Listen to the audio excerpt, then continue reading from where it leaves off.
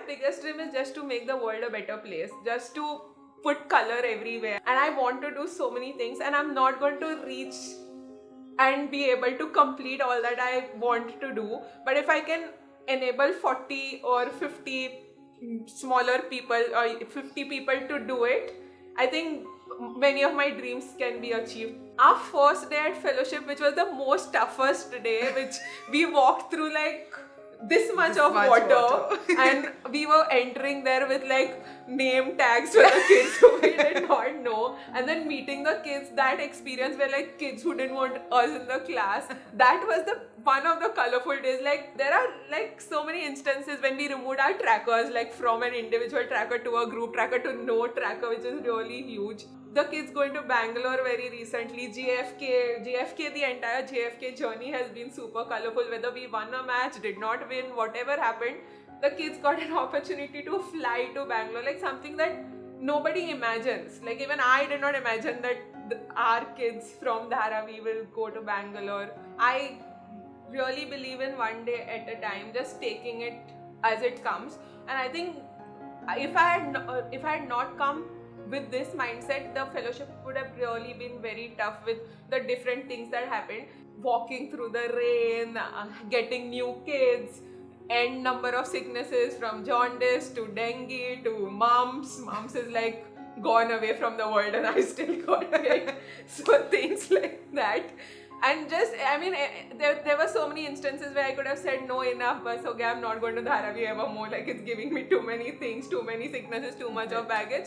But just saying like it's okay, it will pass, and tomorrow is going to be a new day. And I was fortunate enough to get to go to a school that was excellent education. I felt like I was getting one, but right behind us was a Marathi medium school where I would see the kids getting hit every day. I always wondered like where I would find myself in this puzzle and why this even exists to begin with. Many a times I've walked out of class and I've seen what goes on in the corridors, right? So when I see teachers with a metal stick, for example, it's just, I think I don't understand our place in the bigger picture, but at the same time, I feel like that's what we're here for. And like that's what I keep telling myself, that that's what we're trying to build. That's why it's not a 2-year journey, it's a life journey. So when we first entered the classroom, students were not very interested in learning. They were quite violent actually. They would throw stones at each other. Like there was no spark of I want to learn, I want to be here. So there was no, so even attendance wise, there was really low attendance for the first month. Children want to come to school. So since there was one fellow who left before we both joined, the kids were expecting us to leave too. Like they thought, they kept feeling like if we do mischief or if we act violently, probably these two also will run away from the class, and then we'll get to chill for the year. So I think, and probably they were also very attached to their previous fellows, so that accepting us into that role was something they were finding difficult. There was a lot of disconnect. So we made a decision together that for the first 2 or 3 weeks, or however long it takes, we will focus on building cultures. We don't want them to be dependent on us. Like that was a vision we had from the beginning. Eventually, we want them to be dependent on each other, because I think community is something that both of us value as well. For year one, we had 6 values because we were like, our kids need all of them. And all rules because it was so structured. If we're talking about an awareness of world versus awareness of self, we placed our bet on awareness of self. So we said we'll do a lot of leadership development, a lot of reflection in our students and continuous learning loop, because right now we feel like it was important for them to explore themselves before they get into adolescent years, even knowing who am I as people, what are things I don't want to compromise on as I enter those years. We both value growth a lot. For us, it's been very important that it's okay if you fail, but come back and try harder. That's the kind of people we are, and it's something that we feel like we wanted to build in the class. Only when I reflect and give feedback is when I will realize what can I do better. So like personal goals, group goals, feedbacks, leadership development conversations. All these 4 were spaces of major reflection structures that we created, where students were sitting back with us or with their group to understand where am I right now, what went well, what did not go well, why, what are my enablers, similar to the leadership development conversations we have with our managers to actually upskill. From the beginning, it's been, I want to do a novel with the kids, and I didn't think we'd get to that place. So we picked Rickshaw Girl, which is by Mithali Perkins. It's a lot around a girl standing up for her rights, but at the same time holding on to her roots of family. So it really touched upon grit and empathy, which is what our culture plan was about. Another thing that really impacted our class, I would say, was last year, in the first year actually, our first ever experience that we did with the class. So we were reading about Helen Keller in English, and we decided to take them to a blind school for them to just understand empathy, right? For them to, I felt like they complained a lot about the struggles that they had, and taking them somewhere else to another environment to meet other children who had other struggles would really help them put things into perspective. For them, it was like these kids cannot see and they're reading and trying their best and continuously are learning, so what's our excuse? It was a lot about the never give up attitude in their groups, like they would always remind each other of, but do you remember like what we all witnessed? It was a really touching day for all of them.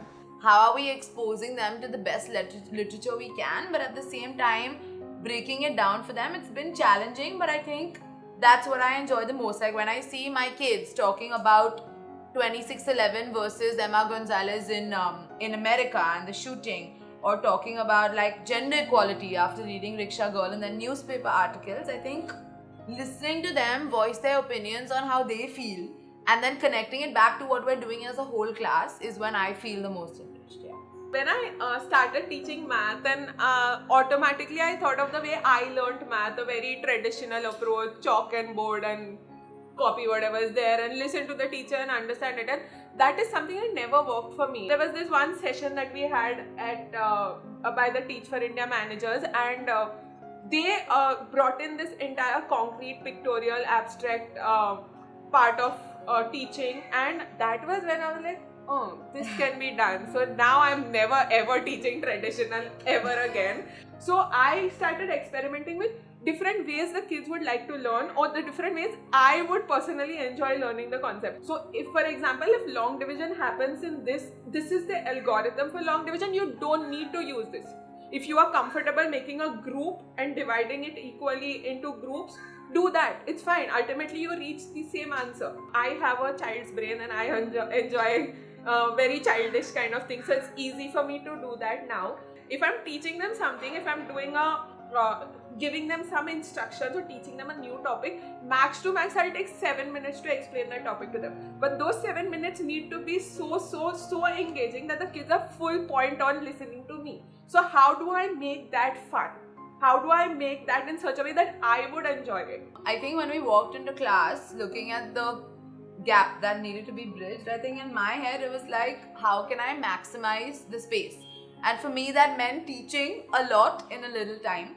And if you told me back then that the strongest classes or classes that are exemplar are the ones where the teacher is just a facilitator in the background, I would not even imagine it, right? Learning from her, from Ravella, has helped a lot, right? Like I feel like we both bring in very, very different presences to the classroom. When the new children were coming in, I panicked like, oh my god, it was like, what is going to happen to the class? You know, culture is going to fall apart.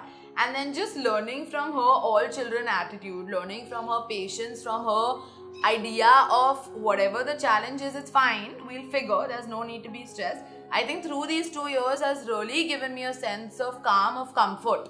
For Ravella, she needs to be pushed, right? Like if she's here, she needs to be pushed and said, no, you can do better, you can do much better, you have so much potential. I am a very big self-doubter. Like I doubt everything that I'm going to do, and just being with her, and you know, she keeps telling me like, no, it's okay, like what you're doing is fine, what you're saying is fine, you don't need to think 10 times. As we come to the end of the 2 years, one major thing that we're focusing on is transition. So what are spaces we are creating for our students where we are not around, and we want to see how they're behaving in those spaces, and then constantly debriefing it, using math mentors, using them, making lesson plans even further now, even if that means us focusing less on syllabus and them taking charge, because we feel like that's a bet that would help a lot long term. Fellows in the future may not have that much of freedom, but over the past few months we've tried to create that balance where kids are learning how to write in tabular form, how to make key points, how to corroborate. So for the first half of the year we used to give them fact sheets. Now we're saying no, we won't give it to you, you make your own notes. Just simple ways in which they are prepping for a lot of information, because at the end of the day the board is a board where they do have to memorize, and I think it's very important to maintain that balance. And that's been one thing that's helped me to let go, has been that when a new fellow comes, I don't want them to have to start over and have to redo, because then what are we even doing? Like, is it a 2-year cycle, or is it a transformation that we're looking at consistently improving.